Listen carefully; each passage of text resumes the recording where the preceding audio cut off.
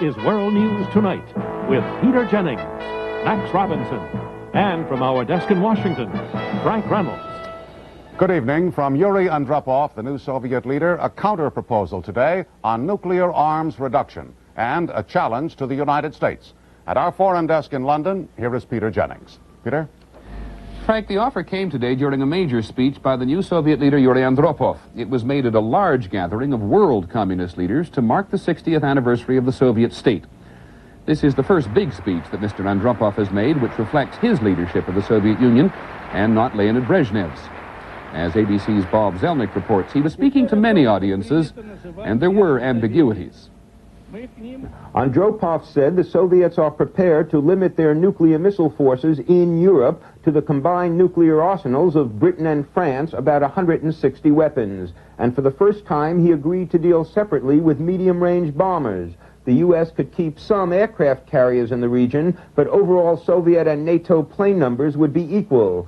Andropov did not say whether the term in Europe means all medium-range missiles able to reach Western Europe or only those Soviet missiles actually based west of the Urals. But at its best, his proposal could cut in half the number of advanced Soviet missiles now targeted on Europe, and it could mean big cutbacks in the Soviet bomber force of more than 3,000 planes.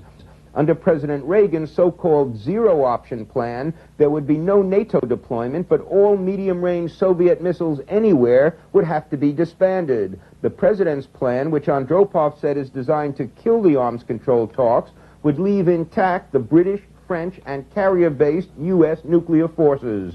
Andropov also renewed a recent Soviet threat to match America's MX missile with a similar Russian weapon, disclosed the testing of a long-range Soviet cruise missile, which he said would be deployed in response to U.S. moves, and proposed a 25% reduction in long-range nuclear warheads. The nub of Andropov's plan had already been leaked in Washington and rejected by President Reagan. Andropov clearly hopes to generate political pressure both in America and Western Europe, which will force Mr. Reagan to offer something new. Bob Zelnick, ABC News, Moscow. This is Barry Dunsmore in Washington. The U.S. and its allies had been expecting that Andropov would go public with this latest proposal, and it was agreed earlier this month at NATO that it would be rejected. And so it was. The Soviet proposal contained in Mr. Andropov's speech today is unacceptable because it would leave the Soviets with several hundred warheads on SS-20s while denying us the means to deter that threat. What's wrong with the Russian proposal? According to senior administration officials, these are some of the faults. It's a one-sided repackaging of previous Soviet plans.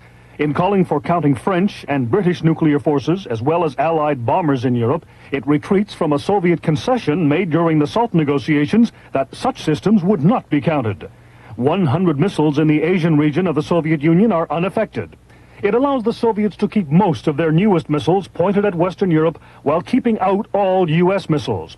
And what officials don't say publicly, it has a certain plausibility which is likely to appeal to anti-nuclear movements throughout Europe, which oppose the deployment of the new U.S. missiles. In political terms, analysts found no new signals in the Andropov speech. They see it very much a continuation of the policies of Brezhnev. Barry Dunsmore, ABC News, the State Department. In Western Europe, the three major governments, France, West Germany, and Britain, have all agreed that Mr. Andropov had his arithmetic wrong again, and they have rejected his proposals. This was Britain's Prime Minister Thatcher today in Parliament. The effect of what he is proposing is to leave the United States with zero intermediate-range nuclear missiles, while he has a very considerable number left. The French said it was Soviet and American weapons being negotiated, not French and British. Max? Well, still ahead, more controversy on the subject of defense, this time the multi-billion-dollar costs hidden in a defense budget already at a record high. Comedian Jerry Lewis hospitalized after open-heart surgery, and the passing of an era, a special remembrance of Arthur Rubinstein. ABC's World News Tonight, brought to you by Canon Copier. Business. To be in the picture, you gotta be good. Good and fast, like Canon's NP300F, 30 letter-sized copies a minute. You gotta give and take. Canon's 300F gives you reduction and document feeding. Even sorts it all out with optional sorter. In today's leaner, trimmer business picture, You need the good stuff. and nothing but the Canon NP300F. Call toll-free for information or see your authorized Canon dealer. We're almost there. Hope they've got some coffee on.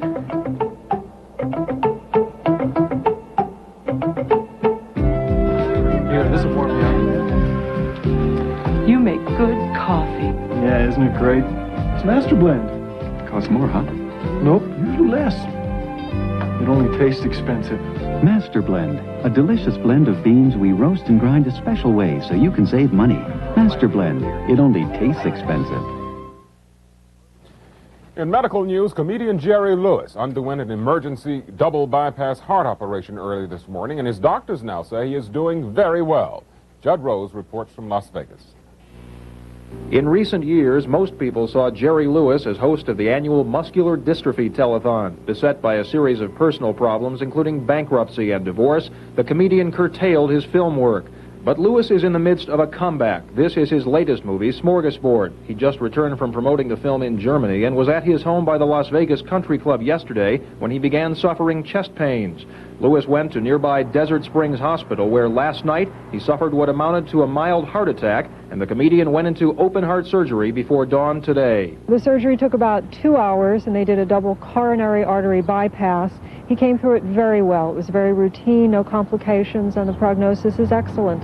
Before the surgery, Lewis tried to arrange a flight to Houston so he could be operated on by the famed heart surgeon Dr. Michael DeBakey. But doctors here decided Lewis was too ill to travel, so DeBakey made plans to do the operation here. He didn't make it in time. The surgery had to be done earlier this morning, so Dr. Ficus did it, and Dr. DeBakey examined him, and he said that it was an excellent job. He's doing remarkably well right now. He got through the surgery, and everything's fine. He's stable, he's awake and alert, and we're very thankful it came out as it did. 3 of Lewis's sons left the hospital late today after visiting their father, and they said with no further problems, he should be home by New Year's Eve. Judd Rose, ABC News, Las Vegas. Here in Washington today, unwelcome but not as bad as it may seem news about the First Lady. A biopsy showed that the growth removed from Nancy Reagan's upper lip yesterday was malignant. However, as George Strait reports, it is not as bad as it may seem. Mrs. Reagan was described as startled at the news that the wart-like growth removed from just above her upper lip was cancerous. The president was said to be concerned but relieved to hear surgeons say they removed all of the lesion and no other treatment was necessary. Statistically, the First Lady is just one of 1,100 Americans who daily find out that they have this kind of skin cancer called basal cell epithelioma. It's the most common form of skin cancer, affecting approximately 400,000 Americans annually, and it's the most curable. Dermatologists say when treated with surgery or radiation, it is never fatal because it doesn't spread through the blood to other organs. This kind of skin cancer is most common in fair-skinned people over 50. In most cases, it's caused by overexposure to the sun. While doctors say the First Lady is in no danger, she has been cautioned to be on the lookout for other similar skin lesions because it's likely that more will appear later. Still, cancer specialists are unanimous in saying that so long as those lesions are removed, this kind of cancer is not life-threatening. George Strait, ABC News, Washington. In other medical news, last week we reported the homecoming of Jamie Fisk, a baby whose desperate need for a liver transplant touched so many people. But not all such cases end so happily. Here in the Chicago area, 7-month-old Lauren Kalis, who also needed a new liver to survive, died last night several days after the hospital, which successfully performed Jamie's operation, said she was too small to survive one. Nearly $300,000 donated for Lauren will now go to help other children with the same disease. The space shuttle is adding a 5th crewman to 2 of its upcoming flights, a doctor who will study motion sickness in space. It was an especially severe problem during the last shuttle mission.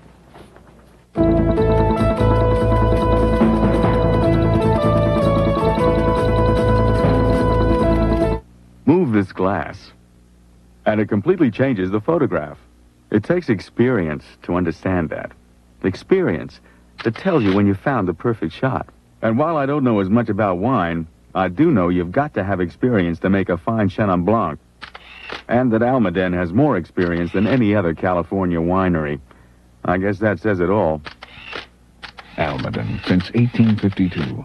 Taste what experience can do for a wine. She's back.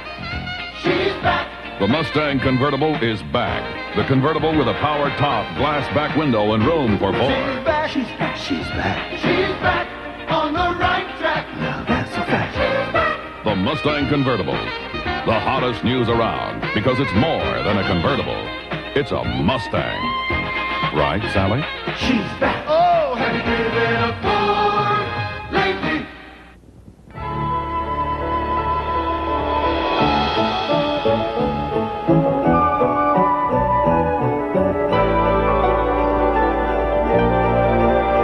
Only from Atari.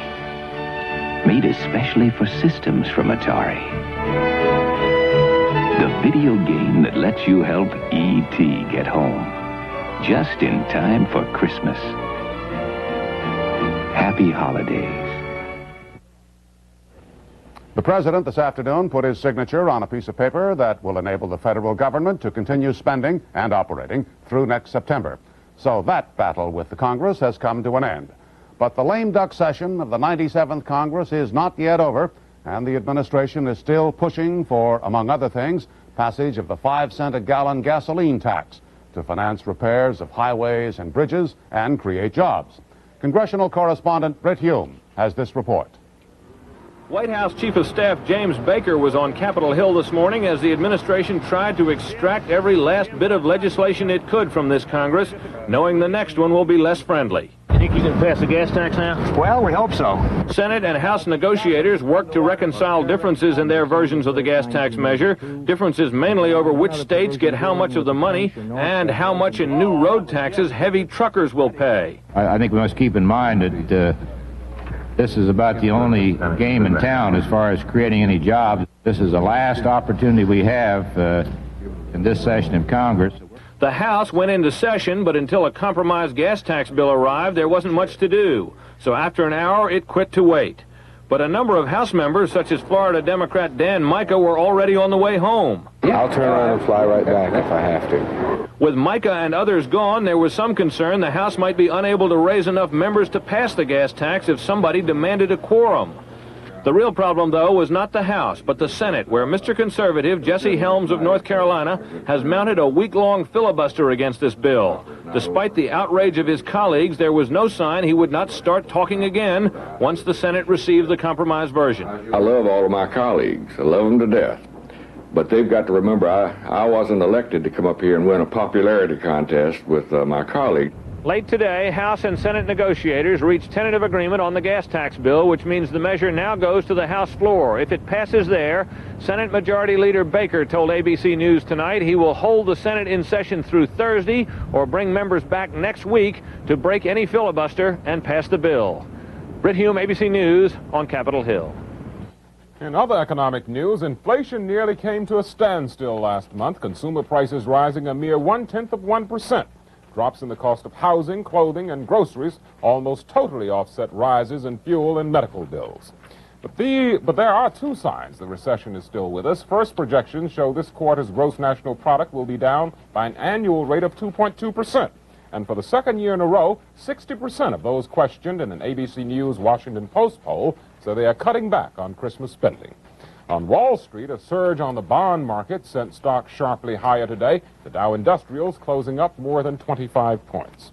An important tax decision in the state of California, it strips away a religious property tax exemption for Robert Schuller, one of the most popular television evangelists in the country. Ken Kashiwahara reports.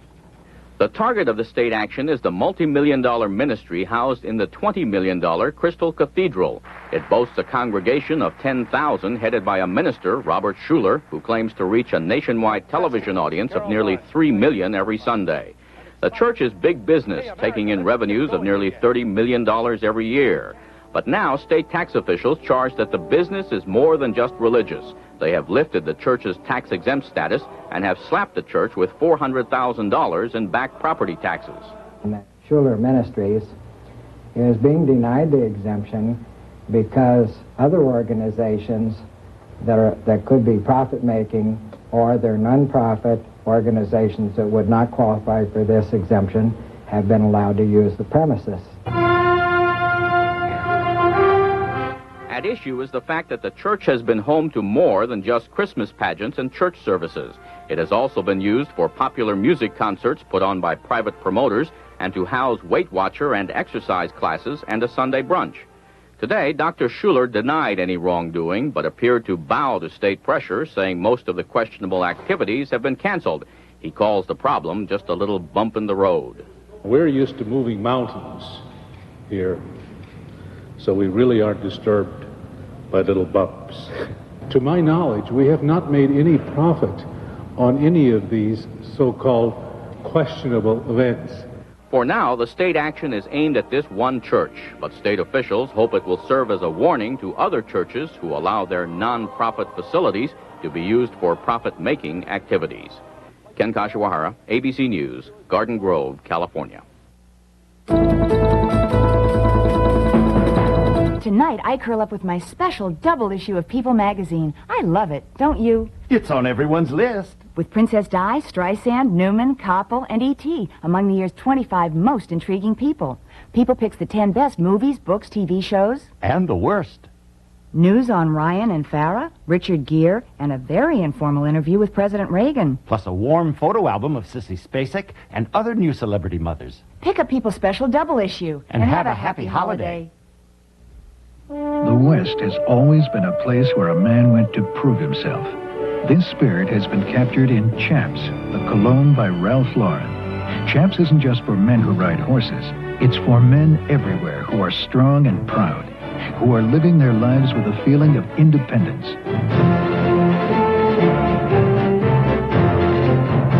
Chaps, the cologne by Ralph Lauren, the spirit of the West that's everywhere today. Home fires can get a good start before smoke reaches the smoke detector upstairs. That's why you need the earliest warning possible. Fire prevention experts agree one smoke detector is not enough. We recommend the First Alert plan. Put one smoke detector on every level. A First Alert with escape light on your escape routes. Extra seconds could save your life. Follow the First Alert plan. What's the difference between these two antacids? This tablet's chalky and hard, but this antacid is soft. It's remarkable new Tempo. It's a whole new experience. Great relief from my heartburn. There's nothing quite like Tempo for my acid indigestion and gas. New Tempo is made soft to dissolve fast and work hard. Compared to the leading tablet, Tempo is 75% stronger in acid neutralizing power. And it doesn't taste chalky or gritty. Remarkable new Tempo, made soft to work hard. The President's special Middle East envoy, Philip Habib, told Mr. Reagan today that he expects direct negotiations between Israel and Lebanon to begin within a few days on the withdrawal of all foreign forces from Lebanon. The President met for more than 2 hours today with Jordan's King Hussein. They'll meet again later this week. But a senior American official said, don't expect any dramatic announcement that Jordan is ready to negotiate with Israel.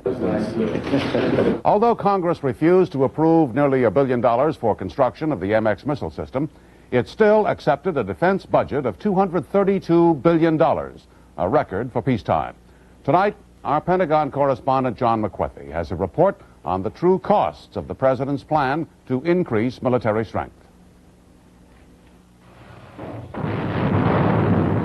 Ronald Reagan's drive to rearm America, the largest peacetime military buildup in U.S. history. But along with record budget requests, there also are growing questions. What will be the real costs of this forced march? Is it a price Americans still want to pay? I think that we have to accept the price of maintaining our national security. My concerns are that they've gone a bit faster than I think we're going to be able to afford. A Pentagon study which is being withheld from the public, a Congressional Budget Office study which has not yet been released, plus experts on Capitol Hill and in the military all say that there is trouble ahead. They claim the president's 5-year, $1.6 trillion plan to build up America's military will cost much, much more. Some estimates say the total cost could end up being 2 times the size of the national debt, or well over $2 trillion. The Pentagon hotly denies it all, saying that they have implemented tough new cost reforms. Nonetheless, with rare exceptions, every weapon system the Pentagon buys dramatically increases in price during its lifetime, even with inflation factored out of the price. 3 examples. The Army's Bradley fighting vehicle. The program has tripled in cost since 1972, from $4 billion to $13 billion, and the vehicle is just now entering service. The Air Force's F-16 fighter, one of the best in the world. It has grown from a $16 billion program to $42 billion in 7 years. The Trident submarine, America's newest missile-firing sub. With most inflation removed from the estimates, the program has grown from $14 to $28 billion in 8 years. For more than a decade, Philip O'Dean worked in the Pentagon, overseeing weapons purchasing. The whole system operates to cause people to underestimate costs of weapon systems.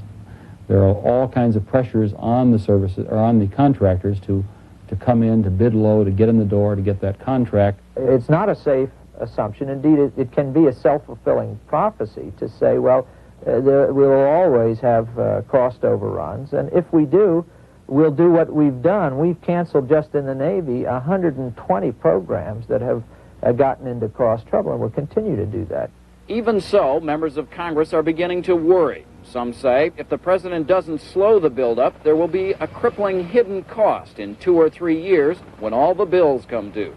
Such unglamorous necessities as fuel, ammunition, and spare parts, things that keep the force ready to fight, will have to be sacrificed to pay for the weapons being ordered today. I'm afraid we're going to be very disillusioned because I'm afraid we're repeating the mistakes of the past with a great deal more intensity. No compromise. I don't foresee any change of direction, not while President Reagan is president.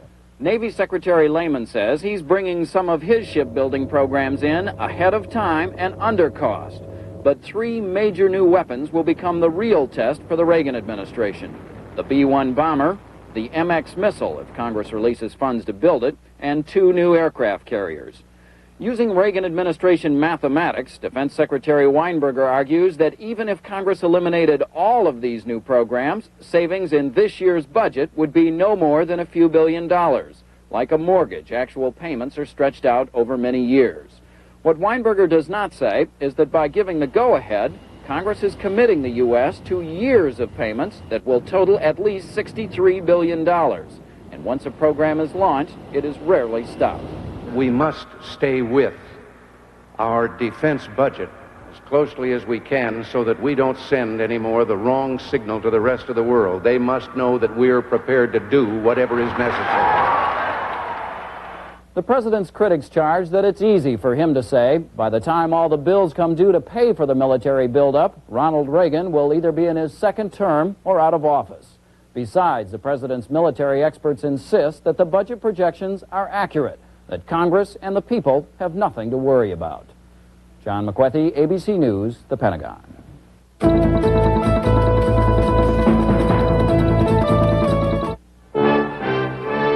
More than 2,000 years ago, before the age of the Caesars, vinifera grapes were first cultivated in Italy, and through the centuries, they have become the grapes that produce the very finest wines in the world.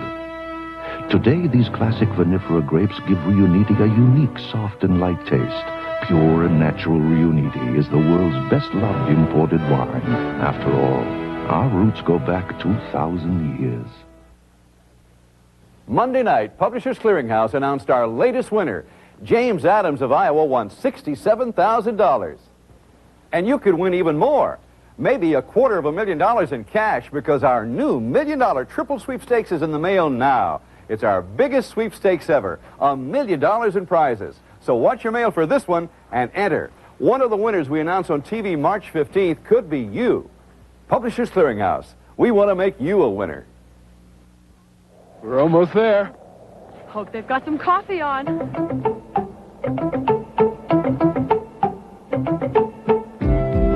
Here, this will warm me up. You make good coffee. Yeah, isn't it great? It's Master Blend. Costs more, huh? Nope, usually less. It only tastes expensive. Master Blend, a delicious blend of beans we roast and grind a special way so you can save money. Master Blend, it only tastes expensive. And finally tonight, from overseas, the death of the pianist Arthur Rubinstein. He was 95 when he died in Geneva last night. As recently as April, he had told British television, "I don't want to die at all. I've never lived more happily." No date has been set for the non-religious funeral which he requested.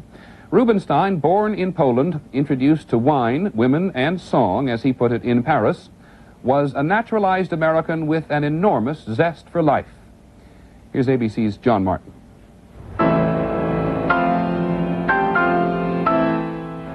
Even if you do not follow classical music, there is a chance you have heard Arthur Rubinstein play this music.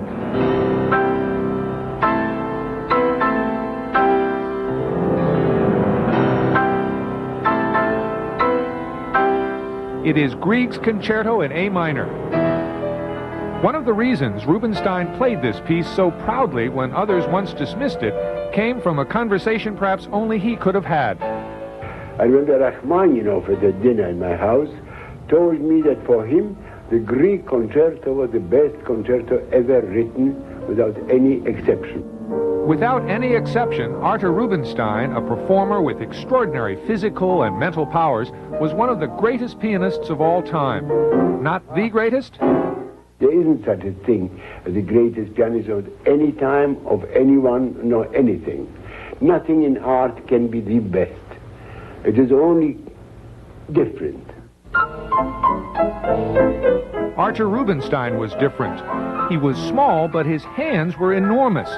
His fingers stretched across 12 notes, 2 more than a normal pianist's hands. He spoke 8 languages. He was said to have had love affairs with some of the most glamorous women of the 1920s, knew all the pleasures of life most musical prodigies avoid as too distracting. His secret, he once said, was learning to conquer fear. From the babies on, we're afraid of everything. We're afraid to die. I worked at something all my life to gain courage. He was born in Poland, began playing at age 3, performed as a prodigy in America without success until 1937, when he played Carnegie Hall and created the modern image of a musical genius. He toured the world and lived in Beverly Hills and New York and Paris. In 1958, he returned to Poland for a concert that drew enormous love and applause. By 1965, his albums had sold a phenomenal 3 million copies. He grew old, revered by his fans, but always proclaiming a weakness. And I hate to admit at the end of my life, which is now, that I could have played beautiful music, which I never performed before the audience because I was too lazy to practice it. John Martin, ABC News, New York. Thank you, John. Once again, tonight's top story. The Soviet Union today offered to reduce the number of nuclear missiles aimed at Western Europe to the same number that Britain and France now have aimed at the Soviet Union, provided the U.S. does not deploy any American missiles in Western Europe. The U.S., Britain, and France all said the Soviet proposal is unacceptable. Later tonight on Nightline, the topic will be campaign contributions and the impact of cash on Congress. That's our report for now on World News Tonight. This is Frank Reynolds. For ABC News, good night from Washington. Tonight, after Three's Company, the boss's new computer goes berserk, costing Judy her job on 9 to 5. Tonight on ABC. Hold. Coming up on Channel 2 News, at long last, Nashville finally has a pathologist, at least temporarily. And for a couple of dollars, you can take a breath test before you get in the car this holiday. All that and more, and the rest of today's news, weather, and sports, next. Happy holiday, happy holiday, while the merry bells keep ringing, may your every wish come true.